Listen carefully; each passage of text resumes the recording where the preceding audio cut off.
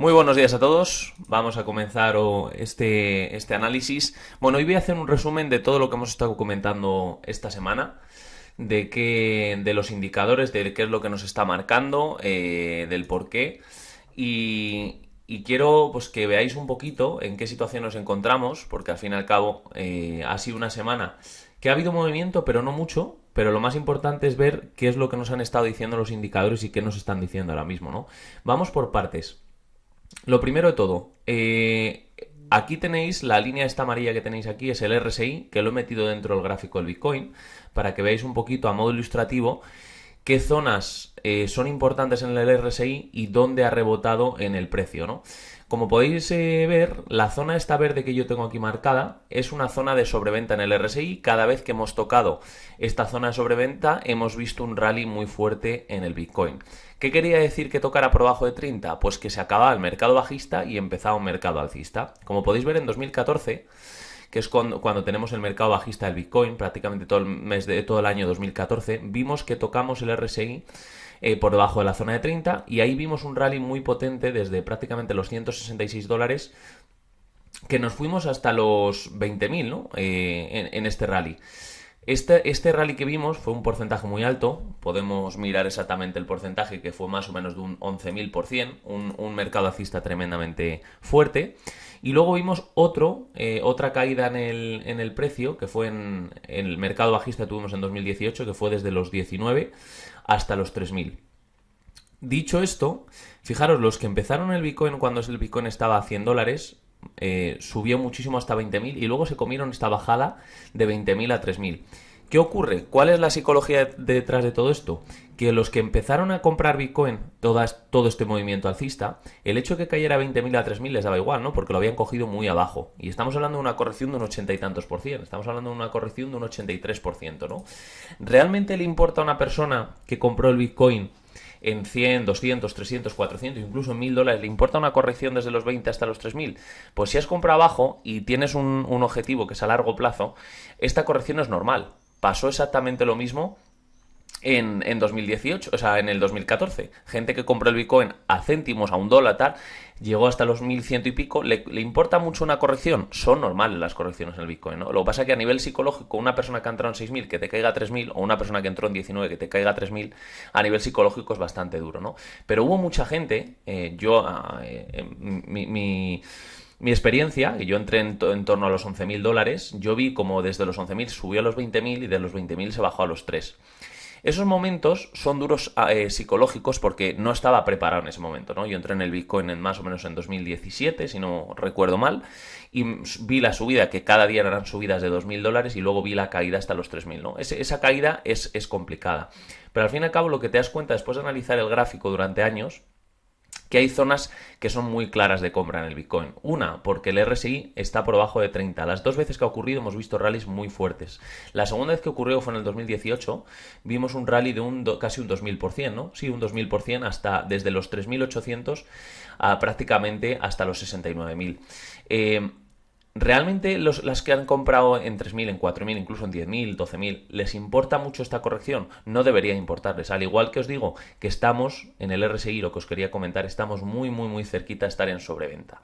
Si en el gráfico semana caemos a zona de sobreventa, podríamos ver grandes movimientos. Para mí, estos momentos, cosas que pasan en el mundo cripto, creo que es el mejor momento, la mayor oportunidad que puedes comprar cripto. ¿Por qué? Porque las dos veces que ha ocurrido hemos visto rallies muy fuertes. Ahora, ¿tiene que justo cuando toque la zona de 30 tiene que rebotar? No, podemos pasar un poquito de tiempo hasta que empieza el rally alcista, ¿no? Pero sabemos que es la oportunidad del mercado. Luego, además, como os comentaba, el gráfico este de aquí abajo, que va de 100 a 0, cuando hemos estado en la zona de 0, y se ha coincidido con el RSI, son las mejores oportunidades que hemos tenido en el mercado.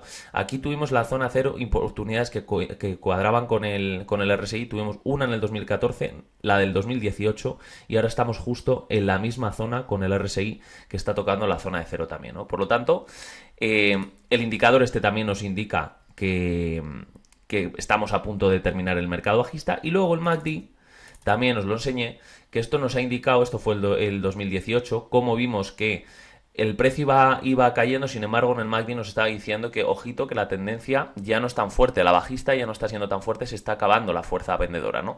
Y vimos como había divergencia. 3/4 de lo mismo pasó en justo terminar el COVID y vimos la subida. Y ahora estamos exactamente lo mismo que ocurrió. Estamos viendo un mercado bajista, pero que ya la fuerza vendedora se está acabando. Por lo tanto, otro indicador más que nos dice que, ojo chicos, que estamos llegando al fin de la tendencia bajista, ¿no? Y ahora os quiero comentar otro indicador más que he puesto. Voy a quitar esto para que no nos estorbe. Otro indicador que es el Gaussian Channel. Gaussian Channel se utiliza muchísimo también en todos los mercados en general, y básicamente estas líneas que veis, o es verde o es roja, nos indica si estamos en un mercado bajista o alcista.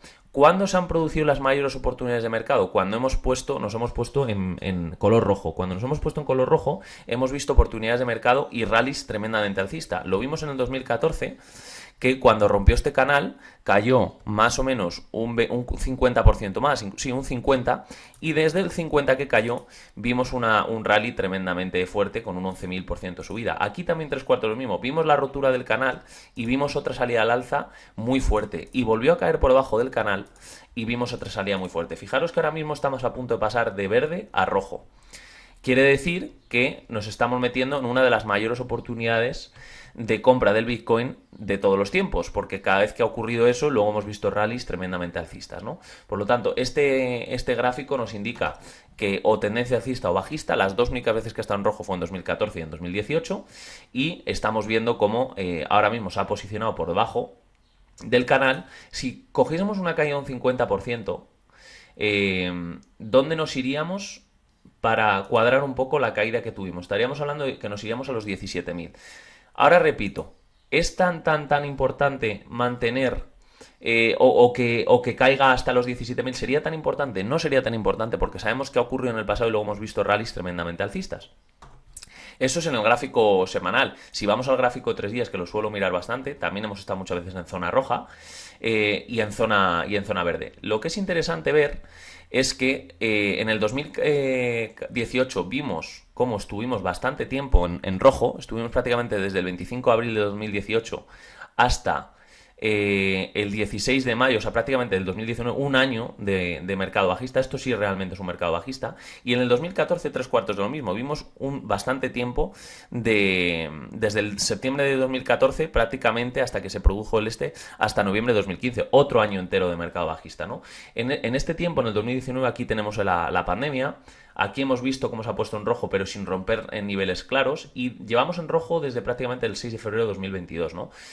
Cuando se produzca el cruce en verde, ahí es cuando empieza oficialmente el gráfico alcista, la tendencia alcista. Eso lo quería comentar porque al final esto nos da bastantes pistas en gráfico semanal, que para mí gráfico semanal y mensual son los más importantes en cripto.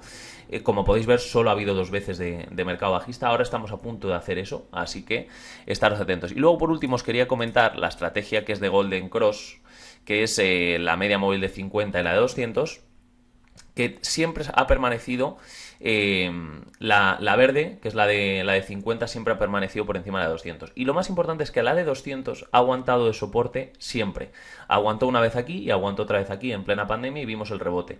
Y ahora estamos viendo que de un hipotético caso de caer a la línea azul estaríamos hablando en torno a los $22.000.